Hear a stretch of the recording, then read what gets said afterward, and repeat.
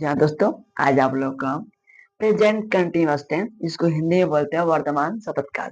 आप आज आप लोग को पढ़ाएंगे और सिखाएंगे भी, ठीक ना।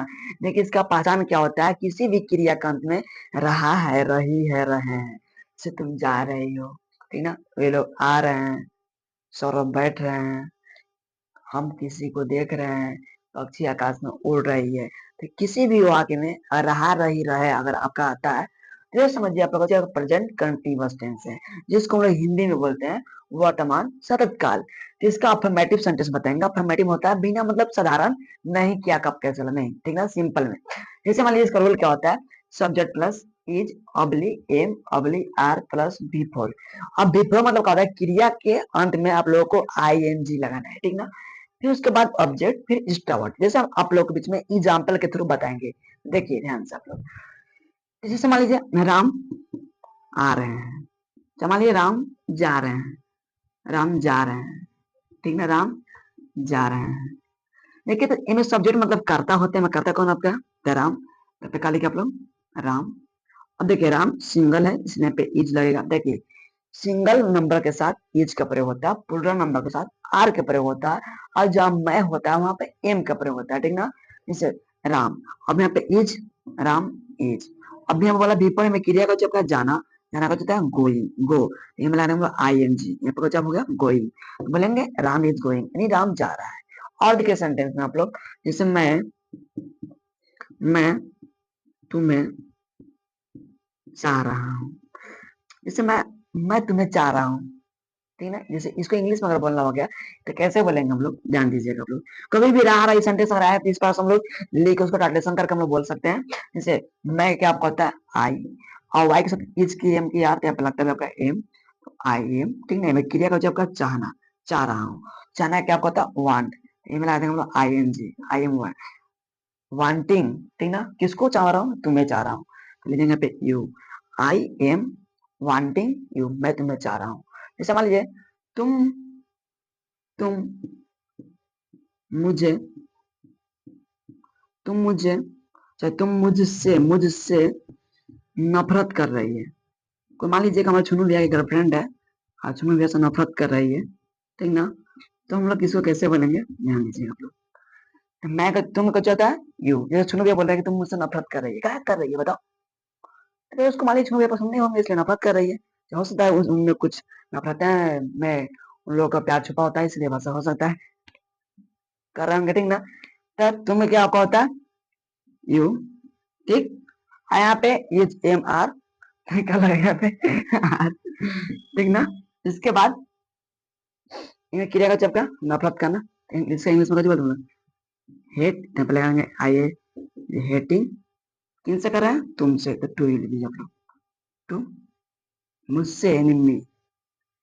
अगर आप लोग वीडियो अच्छा लगे प्लीज लाइक कमेंट शेयर जरूर कीजिए। अब देखिए आप लोग प्रेजेंट कंटिन्यूअस टेंस, यानी कि वर्तमान सतत काल के नेगेटिव सेंटेंस, ठीक ना। इसका पहचान क्या होता है, तो इसमें रहा रही आएगा, क्योंकि किसी भी सेंटेंस के अगर अंत में रहा रही आता है तो उसको बोलते हैं प्रेजेंट कंटिन्यूअस टेंस का सेंटेंस है, ठीक ना। लेकिन इसमें नहीं आएगा क्योंकि आपका नेगेटिव सेंटेंस, जैसे मैं आप लोगों को संस्कृत नहीं पढ़ा रहा हूँ क्योंकि मुझे संस्कृत नहीं आता है, ठीक ना।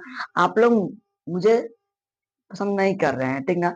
जैसे मान लीजिए जिसमें नहीं आए ना और आ रही, तो आप पक्का समझिएगा आप लोग कि प्रेजेंट कंटिन्यूअस टेंस के नेगेटिव सेंटेंस। जैसे एग्जांपल तो देखिए आप लोग कि राम राम घर नहीं जा रहा है, राम घर नहीं जा रहा है, ठीक ना।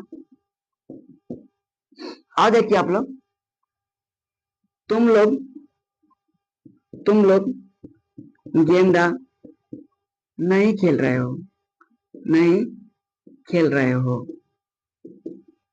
और देखिए जिकेश टमाटर नहीं बेच रहा है,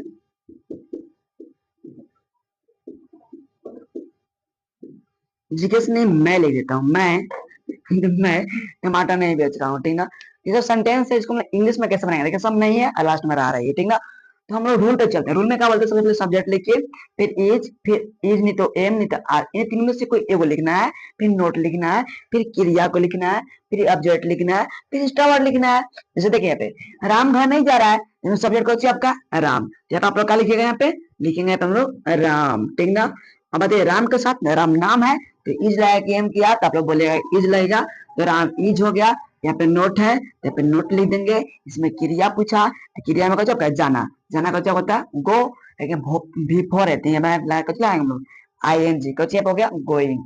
और कहाँ जा रहा है पेपर घर, पेपर का लिखा होम। इसका इंग्लिश कच्चे होगा Ram is not going home, Ram घर नहीं जा रहा है, ठीक ना। और देखिए तुम लोग गेंदा नहीं खेल रहे हो, देखो सब्जेक्ट तो इसमें तुम लोग का जॉब होता है यू, और सबको पता है यू के साथ एच के एम के आर, आप लोग बोलेगा कि आर लगता है, यानी यू आर हो गया। और नहीं कि नोट लिख देंगे हम लोग। फिर बोला क्रिया, क्रिया का आपका खेलना, तो खेलना का होता है प्ले, आई एन जी का हो गया प्लेइंग। अब आप जेड क्या खेल रहे हो गेंदा, तो गेंदा का हम लोग बोलते हैं बॉल, यानी कि you are not playing ball, तुम गेंदा नहीं खेल रहे हो, ठीक। इसके बाद है कि मैं टमाटर नहीं बेच रहा हूँ, तो इसमें सब्जेक्ट में लगा चुका मैं, यानी मैं का यहाँ पर होता है आपका आई, ले देंगे आई। और वाई के साथ पता आप लोग का ये कि एच की एम की आर, आप लोग बोलेंगे सर जी इसमें एम लगेगा, तो आई एम हो गया, ठीक ना आई एम। इसके बाद क्या बोला आपका नोट, तो यहाँ पे लिख दिया आप लोग नोट। फिर क्रिया में बोला आपका बिफोर, यहाँ पे बिफोर यानी क्रिया का जो बेचना, बेचना होता है sale, I N G selling. Object का आपका, तो क्या बेच रहे हैं हम लोग टोमेटो, नहीं देखो टोमेटो। इस प्रकार से कभी भी और सेंटेंस मिले आप लोग करा रही वाला तो ट्राई कीजिए, और जो नहीं बनता है आप लोग मुझे कमेंट में लिख के बताइए, हम आपको आप लोगों को इंग्लिश आसानी से बता सके, ठीक ना।